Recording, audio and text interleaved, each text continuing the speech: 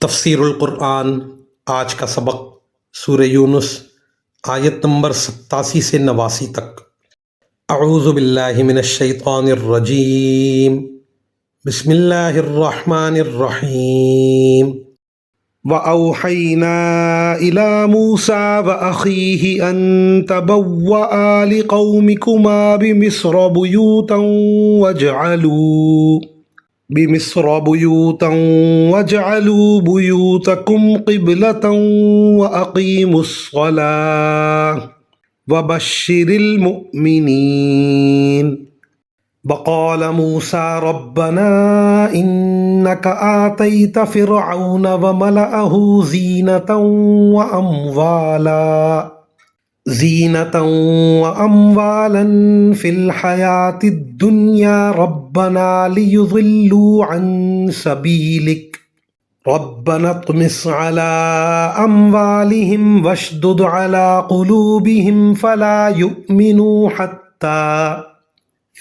يؤمنوا حتى يروا العذاب الأليم قال قد أجيبت دعوتكما فاستقيما ولا تتبعان سبيل الذين لا يعلمون۔ ترجمہ: اور ہم نے موسیٰ اور ان کے بھائی پر وحی بھیجی کہ تم دونوں اپنی قوم کو مصر ہی کے گھروں میں بساؤ اور اپنے گھروں کو نماز کی جگہ بنا لو اور اس طرح نماز قائم کرو اور ایمان لانے والوں کو خوشخبری دے دو۔ اور موسیٰ نے کہا، اے ہمارے پروردگار، آپ نے فرعون اور اس کے سرداروں کو دنیاوی زندگی میں بڑی سج دھج اور مال و دولت بخشی ہے۔ اے ہمارے پروردگار، اس کا نتیجہ یہ ہو رہا ہے کہ وہ لوگوں کو آپ کے راستے سے بھٹکا رہے ہیں۔ اے ہمارے پروردگار، ان کے مال و دولت کو تہس نہس کر دیجئے اور ان کے دلوں کو اتنا سخت کر دیجئے کہ وہ اس وقت تک ایمان نہ لائیں جب تک دردناک عذاب آنکھوں سے نہ دیکھ لیں۔ اللہ نے فرمایا، تمہاری دعا قبول کر لی گئی ہے، اب تم دونوں ثابت قدم رہو اور ان لوگوں کے پیچھے ہرگز نہ چلنا جو حقیقت سے ناواقف ہیں۔ ان آیات میں ایک تو بنی اسرائیل کو یہ حکم دیا گیا کہ وہ ابھی مصر سے ہجرت نہ کریں بلکہ اپنے گھروں میں ہی رہیں۔ دوسری طرف بنی اسرائیل کو اصل حکم یہ تھا کہ وہ نمازیں مسجد میں ادا کیا کریں۔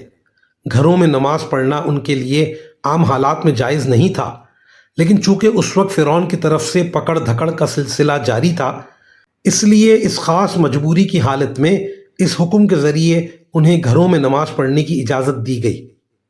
مزید فرمایا کہ حضرت موسیٰ علیہ السلام کو تبلیغ کرتے ہوئے مدت گزر چکی تھی، جس کے بعد نہ صرف وہ مایوس ہو چکے تھے بلکہ فرعون نے جو مظالم ڈھائے تھے وہ اتنے انسانیت سوز تھے کہ کوئی انصاف پسند انسان اس کو سزا کے بغیر چھوڑ دینا پسند نہیں کر سکتا تھا۔